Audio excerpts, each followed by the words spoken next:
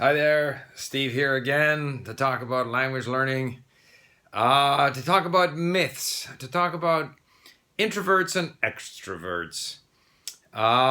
Myths, why? Because there are lots of myths. You hear people say that you need a special talent to learn languages, that you can't learn past a certain age, that you need to have a musical ear.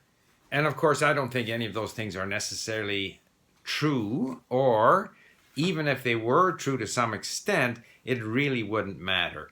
And by the way, I'm picking up on a theme that I covered in a blog post, and I'm going to put a link to the blog post here in the description box so that any of you who use these videos for your English language learning, you can then read sort of on the same theme at my blog.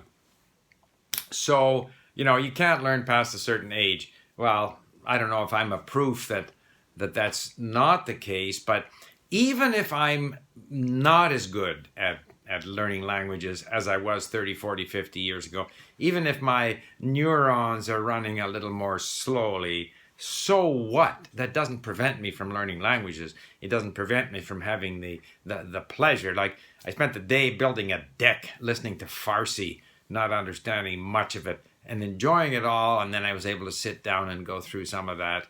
And who cares if somebody 50 years younger is better than me? Again, this business about, you have to have a musical ear. I lived in Japan for 9 years. The Japanese are fabulous singers. Every time I went to a karaoke place and I had to sing, I mean, the foreigners were the worst singers always. The Japanese are great singers.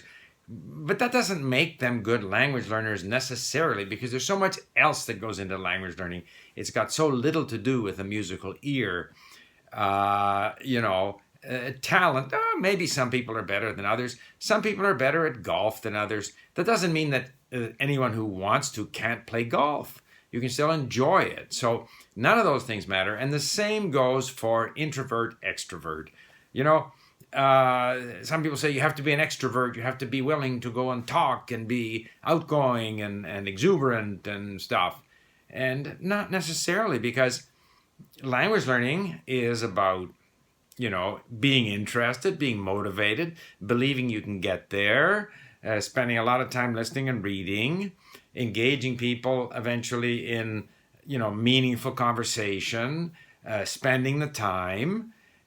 So maybe an extroverted person will go out there with, a limited grasp of the language and just try out whatever he has or she has. And maybe an introverted person will be a little more shy, a little more careful. But even in our own language, introverted people don't end up speaking their native language more poorly, worse than extroverted people. Introverted people don't have less to say. Introverted people don't have fewer interests. So why would introverted people be at any disadvantage when it comes to learning a foreign language? It doesn't make any sense to me at all. Of course, the idea that you shouldn't worry about how you sound, you shouldn't feel shy about your language, and that some people can be so hung up about making mistakes that they're reluctant to use whatever they have. I mean, that's not a good thing.